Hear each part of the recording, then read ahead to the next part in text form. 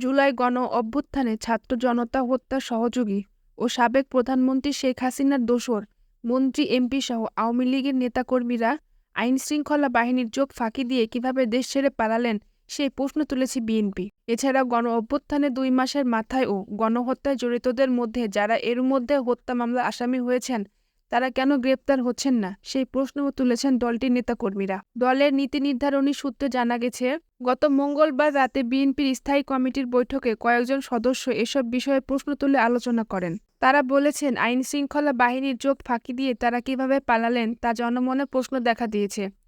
বিষয়টি তারা সরকারের কাছেও জানতে চাইবে।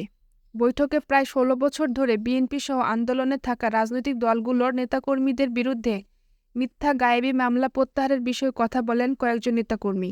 কথা বলেন এসব মামলায় সাজা প্রসঙ্গেও। তারা বলেছেন, এই বিষয়টি সরকার এখনও গুরুত্ব দিচ্ছে বলে মনে হচ্ছে না, যা দুঃখজনক। স্থায়ী কমিটির বৈঠক সূত্রে এসব তথ্য জানা গেছে। বিএনপির একজন সদস্য জানান, তারা ইতোমধ্যে বিভিন্ন সংবাদ মাধ্যমে দেখতে পেয়েছেন পতিত শেখ হাসিনা সরকারের এমন গুরুত্বপূর্ণ ব্যক্তি, মন্ত্রী, সংসদ সদস্য বিদেশে পালিয়েছেন। তাদের কাউকে ভারতের বিভিন্ন মাজার ও পার্কে দেখা যাচ্ছে। বিএনপির নেতারা মনে করেন, হত্যা মামলার পরেও এসব আসামি কিভাবে পালালেন, কারা তাদের পালিয়ে যেতে সহযোগিতা করেছেন, এসব বিষয়ে জনমনে যথেষ্ট প্রশ্ন ও উদ্বেগ আছে। বিএনপি নীতি নির্ধারণী একটি সূত্র জানিয়েছে, সোমবার সভায় দেশের চলমান পরিস্থিতি, গুরুত্বপূর্ণ প্রাতিষ্ঠানিক সংস্কার এবং জাতীয় নির্বাচন নিয়েও সদস্যরা আলোচনা করেন। তারা বুঝতে চাইছেন দেশের পরিস্থিতি কোন দিকে যাচ্ছে। এছাড়া অন্তর্বর্তী সরকার কিভাবে সংস্কার করতে চাচ্ছে, সংস্কারের রোডম্যাপ কেন দেওয়া হচ্ছে না, সংস্কার কবে নাগাদ হবে, এসব বিষয়েও বিএনপি নীতি নির্ধারণী নেতাদের মধ্যে নানান প্রশ্ন দেখা দিয়েছে।